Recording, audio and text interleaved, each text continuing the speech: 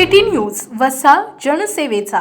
चिखली तालुक्यातील एका काळजाचा थरकाप उडवणारी घटना आज सकाळी घडली आहे। चिखली ते मेरा खुर्द दरम्यान असलेल्या रामनगर फाट्याजवळ एसटी बस आणि ट्रकचा भीषण अपघात झालाय। ट्रॅव्हलला ओव्हरटेक करण्याच्या नादात महाराष्ट्र परिवहन महामंडळाची शयनयान बस ट्रॅव्हल समोर असलेल्या ट्रकला मागून धडकली आहे। या अपघातात एसटी बस चालकाचे पाय मोडले असून एका 25 वर्षीय प्रवाशाचा जागीच मृत्यू झालाय तर 15 ते 16 जण जखमी झालेत।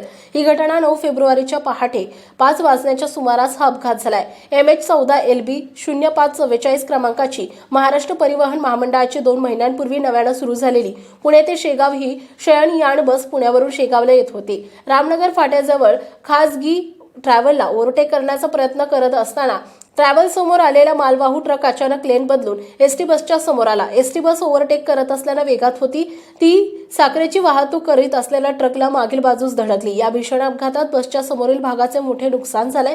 बस चालकाचे दोन्ही पाय मोडल्याचं सांगण्यात येत आहे। एक प्रवासी जागीच ठार झाला असून तो खामगाव तालुक्यातील रहिवाशी आहे। 15 ते 17 प्रवासी जखमी झाले असून सर्वांना पुढील उपचारासाठी रुग्णालयात हलवण्यात आलंय।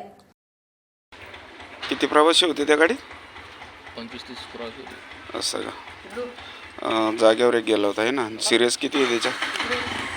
सिरीज 10-12 आहे। 10-12 सिरियस आहे।